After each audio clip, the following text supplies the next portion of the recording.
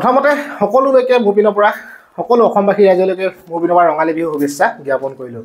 আপোনালোকৰ জীৱনবোৰ যাতে হাঁহি ফূৰ্তিয়ে যাতে ভৰি পৰে তাকে কামনা কৰিছোঁ।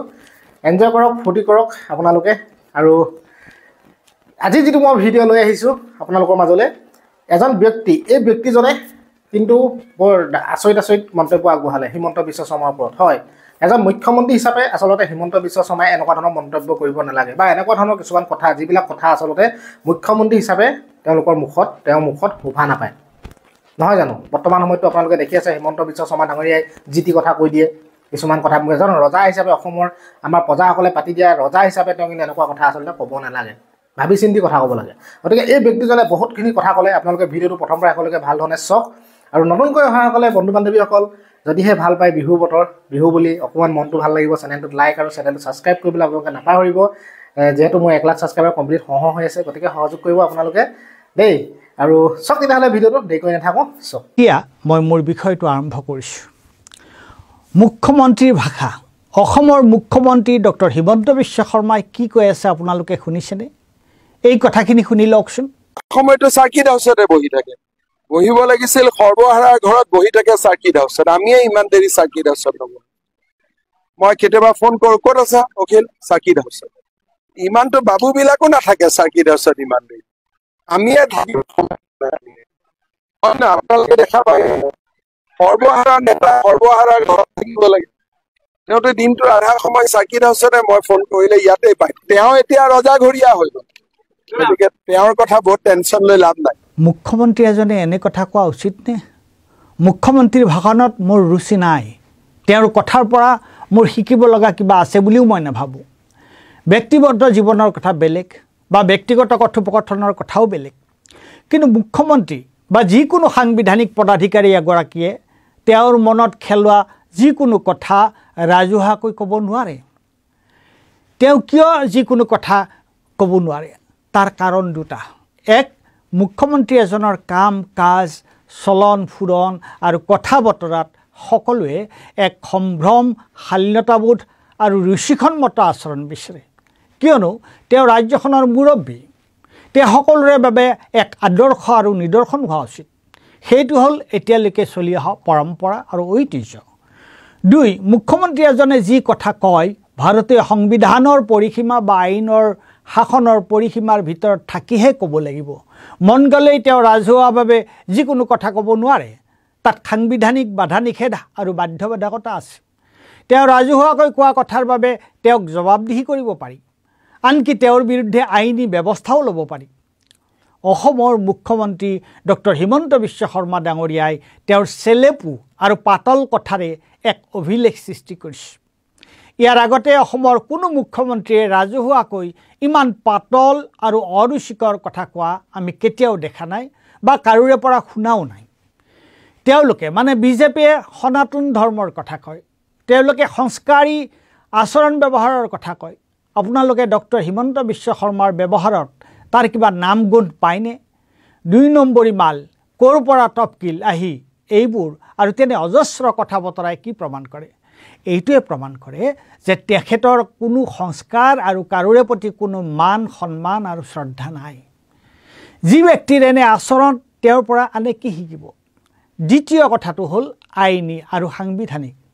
তাৰে এটা শেহতীয়া শিৱসাগৰৰ বিধায়ক অখিল গগৈৰ ক্ষেত্ৰত কৰা মন্তব্য।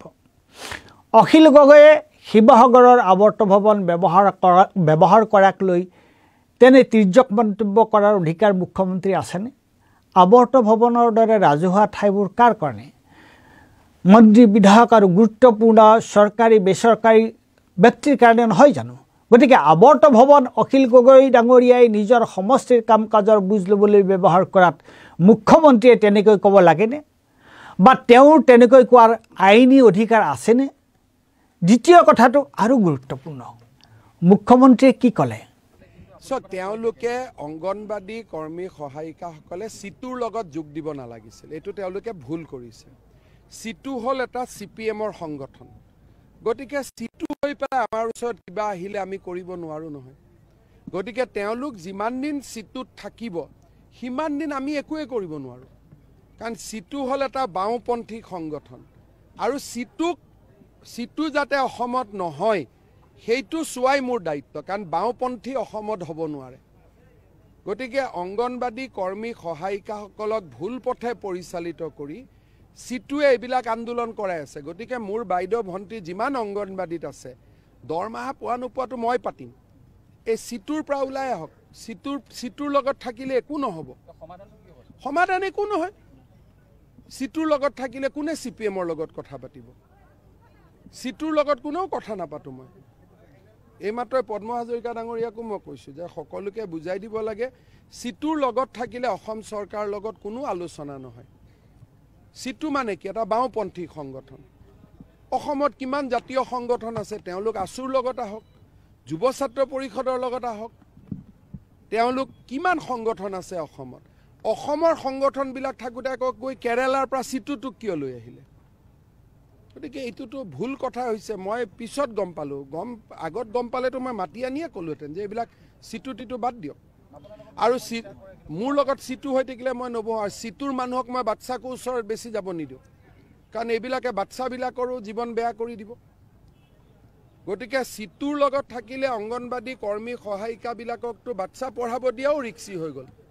এইবিলাক সৰ্বহাৰাৰ কথা শিকাই দিব, পুঁজিপতি ধনী দুখীয়া এইবিলাক শিকোৱা আৰম্ভ কৰিব। গতিকে এইবিলাক সিটু টিটু নাই। যদি কিবা দাবী আমাক ক'ব আছে আছুৰ ওচৰত যাওক, যুৱ ছাত্ৰ পৰিষদৰ ওচৰত যাওক, সাহিত্য সভাৰ ওচৰত যাওক। মোক যদি লগ নাপায়, সিটু টিটু ইয়াত কি? এইটো বস্তু ভাল হোৱা নাই। মই ইলেকশ্যনৰ পিছতে এইটো চম্ভালিম। তেওঁ ক'লে যে অংগনবাদী কৰ্মীসকলৰ আন্দোলন আৰু তেওঁলোকৰ দাবীবোৰক তেওঁ গুৰুত্ব নিদিয়ে, কিয় তেওঁলোকৰ সংগঠনটো সিটু সমৰ্থিত সংগঠন। না মোৰ অংগনবাদী সংগঠনৰ লগত সম্পৰ্ক আছে, না মোৰ সিটুৰ লগত কিবা সম্পৰ্ক আছে। কিন্তু আমাৰ দেশৰ প্ৰচলিত আইন অনুসৰি অংগনবাদী সংগঠনটো চৰকাৰৰ ঘৰত পঞ্জীয়নকৃত এটা সংস্থা। ঠিক তেনেদৰে আমাৰ আইন আৰু সংবিধানৰ পৰিসৰৰ ভিতৰত থাকি চৰকাৰী নথিকৃত আৰু পঞ্জীয়নৰ অন্তৰ্ভুক্ত এটা শ্ৰমিক সংগঠন হ'ল সিটু। তেন্তে মুখ্যমন্ত্ৰী ডক্টৰ হিমন্ত বিশ্ব শৰ্মাই সিটুৰ লগত থাকিলে অংগনবাদীসকলৰ সমস্যা সমাধান নকৰে বুলি কোৱা কথাটো বেআইনী আৰু অসাংবিধানিক হয়নে নহয়? তাৰ কাৰণে তেওঁক আইনৰ কাঠগড়াত থিয় কৰাব পৰা যায় নে নেযায়? নে আইন বিজেপিৰ ক্ষেত্ৰত প্ৰযোজ্য নহয়? এইবোৰ মুখ্যমন্ত্ৰী শৰ্মাৰ ভয়ংকৰ বিচ্যুতি। সাংবিধানিক পদত থাকি এনে বেআইনী মন্তব্য কৰাৰ বাবে তেওঁক আমি কেৱল গৰিহণা দিয়াটোৱেই যথেষ্ট নহয়, তাৰ বাবে তেওঁক আমি জবাবদিহি কৰা উচিত। ধন্যবাদ।